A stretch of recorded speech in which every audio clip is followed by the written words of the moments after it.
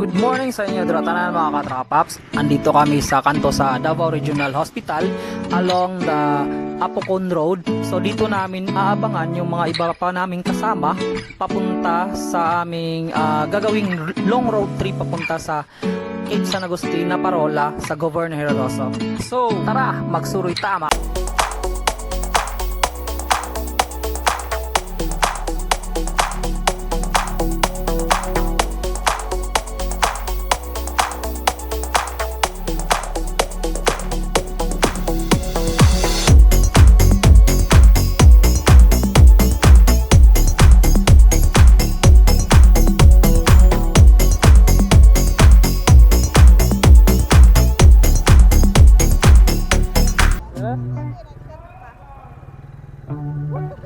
So ayan, kumpleto na kami and all of them are nakamiyo.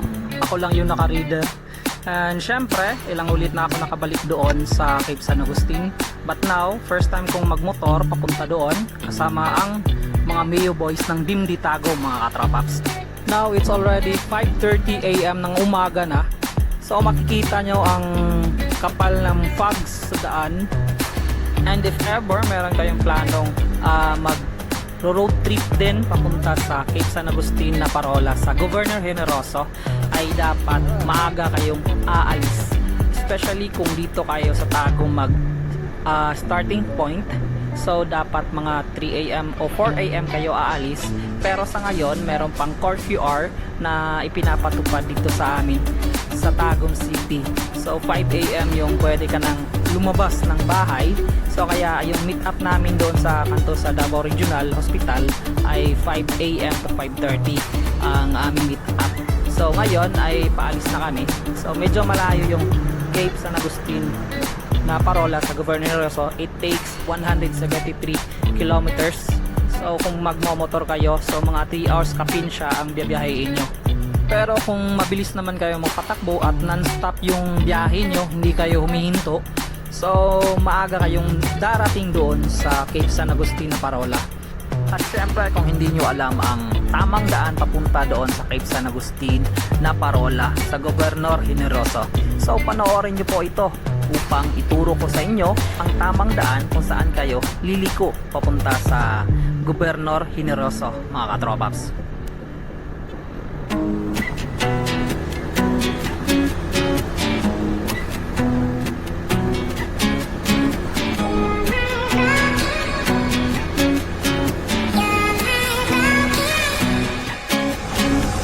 It's all the same, like some things never change.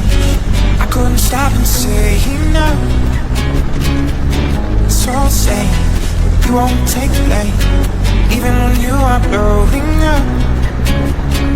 Oh my, you're my broken love. Nobody's gonna save her now. Oh my, you're my broken love. So come on, let me show you. Dito na po tayo sa boundary ng Davao de Oro at saka Davao Oriental, mga paps. So dito ang pinakasikat na Davao Oriental na signage na hinihintuan po ng mga riders upang magpa-picture. So signage po na yan po Davao Oriental na signage. So welcome po dito sa Davao Oriental, mga katropaps.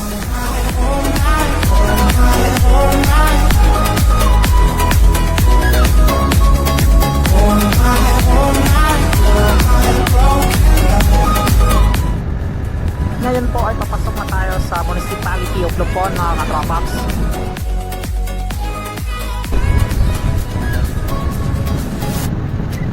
So kahit dito sa Municipality of Lupon, makikita nyo naman ang lalapad ng daan, mga katropaps. Tagpo 4 lanes ang daan dito, kahit di naman matraffic dito na lugar. So ayun mga paps, nag-stop over muna kami dito para kakain ng breakfast. So ako lang po ang Raider 150 dito. So lahat sila naka-Mio.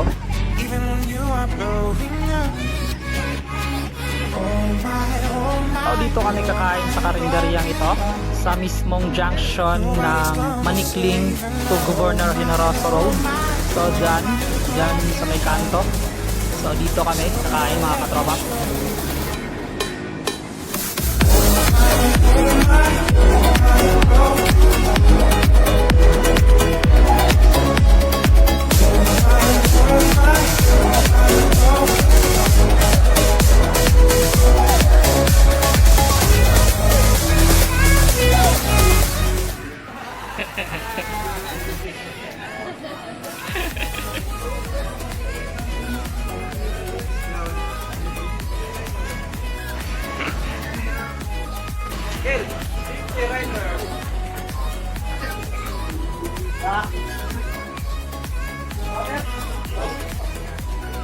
At ang kailangan nyo lang tatandaan po dito sa junction ng Manikling to Governor Generoso Road ay ang po San Isidro Municipal Overland Transport Terminal at saka may katabing 7-Eleven. So dito kayo liliko, turn right po tayo dito mga katropaps. So hindi masyadong makita yung signage kasi against the light po yung camera ko. So yan po, dyan po tayo liliko sa right sa junction na yan mga katropa.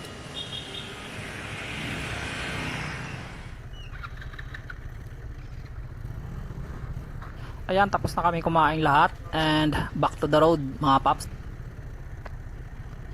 Medyo malayo pa yung papunta sa Cape San Agustin from dito sa junction ng Manikling Road to Governor Generoso. So tara.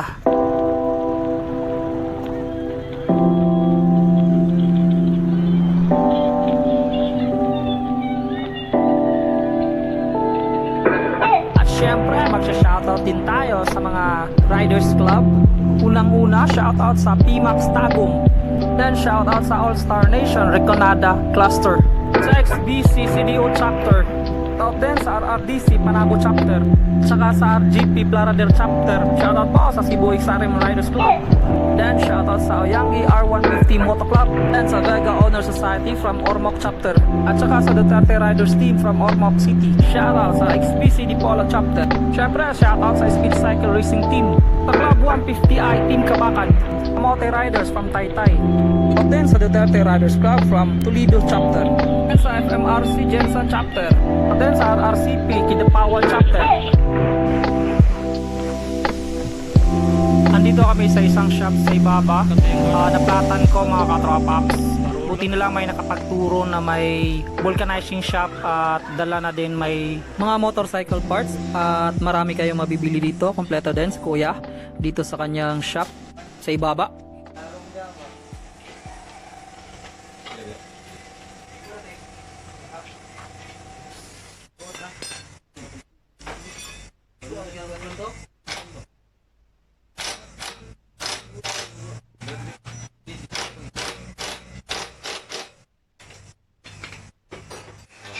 Ano sa pangalan mo ya? Alex. Alex. Asa kayo yung lugar ganaya? Diri ah? La Union, Barangay La Union. Barangay La Union. Sakop sa San Isidro. San Isidro. So mga ni Paps, naplatan ko. Platan mi. Kumotor. May na lang kay namin nakita Andrea na vulcanizing og kompleto na po siya shop. Diri si Kuya. Iyada ni si Kuya. So salamat kayo kay medyo dool ra pod ang yang shop sa among sa lugar na ako naplatan. So na diri sa Sudlunon gamay iyang shop.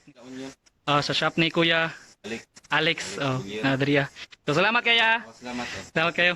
Salamat kayo te. Sige. Kapil to. Kapil to. Oh, nanay po dayang mo na imong motor ya. So mo na yang motor ni Kuya TMX.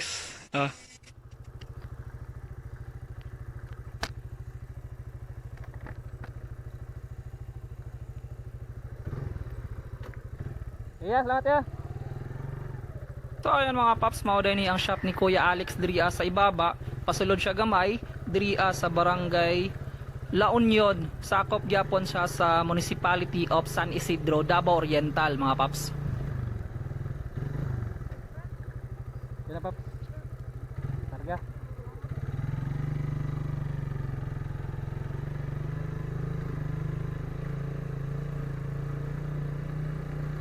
Kuya shop to kompleto. Kompleto yung shop. Ito siya na pa. Panito.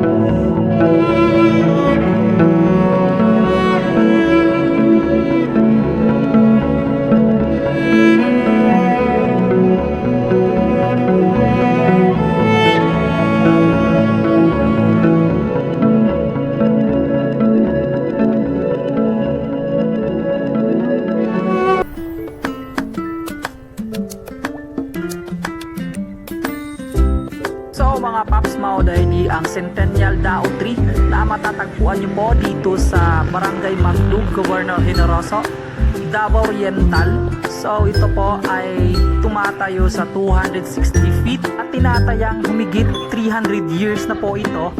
Matatagpuan nyo lang po ito along the highway kung papunta kayo sa Cape San Agustin na Parola. So yan po, the oldest tree dito po sa Governor Generoso matatagpuan.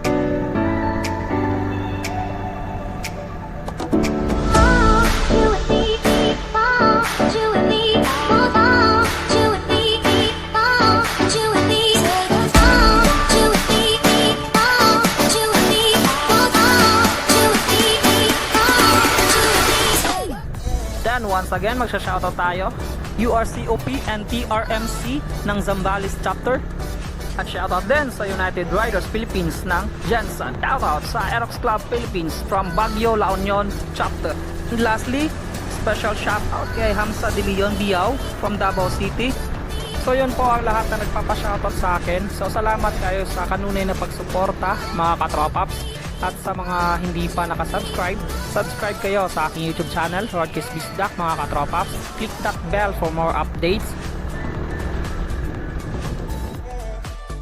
So ayan mga paps, nandito na tayo sa end point ng kalsada dito sa Governor Generoso. At yan po ang parola ng Cape San Agustin.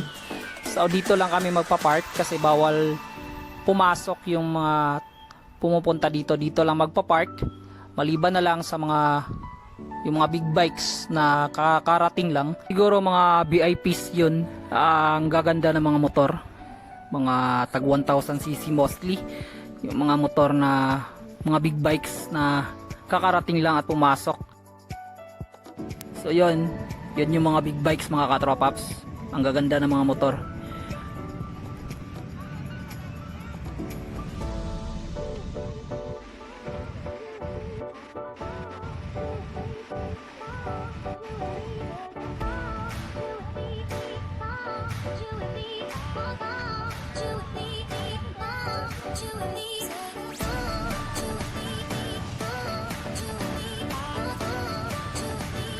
Hanep mga paps, ang ganda ng mga motor na lastig. Di jud makaya. 13 nga dagkua og cc ani. So mga 1000cc mostly siguro. At saka may BMW din. Itong dalawang blue, BMW yata ito. Yeah, BMW nga. Hanep ang astig talaga ng mga motor na ito mga paps. Ang lalaki ng cc nito. At saka ang mamahal na mga motor nito. Hanggang pangarap na lang siguro. Kasi swerte din, hindi kami naabutan nila sa daan kasi medyo nauna kami ng konti sa kanila pagdating dito. Siguro kung naabutan kami para kami mga sisiw na dadaanan nila. So mga paps, ano masasabi niyo sa mga big bikes nito?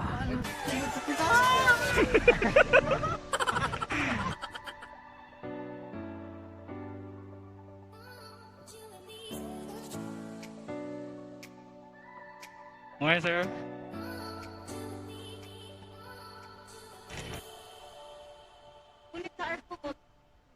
Ay, kapitan sa barko, niyabot. Maglawig pa daw.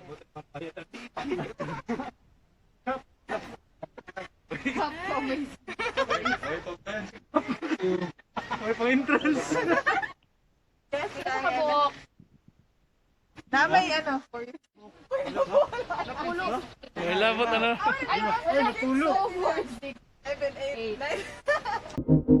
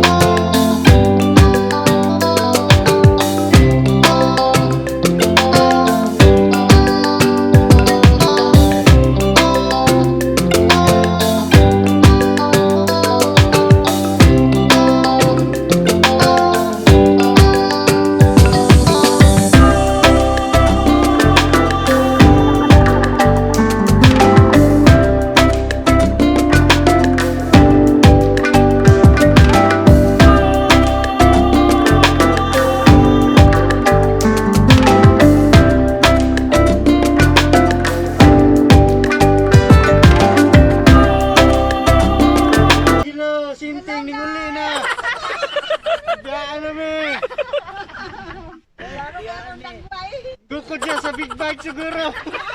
Uy, wala na kita dito mga tikboy. Slip. No, rider mo pa ba? Dim the Riders. Hello po mga katropa, salamat sa pagtanaw. And don't forget to subscribe to my YouTube channel, Rodkiss This Duck. Like, share, and comment below. Always pray before you ride. Ride safe always. Hanggang sa muli. Peace out.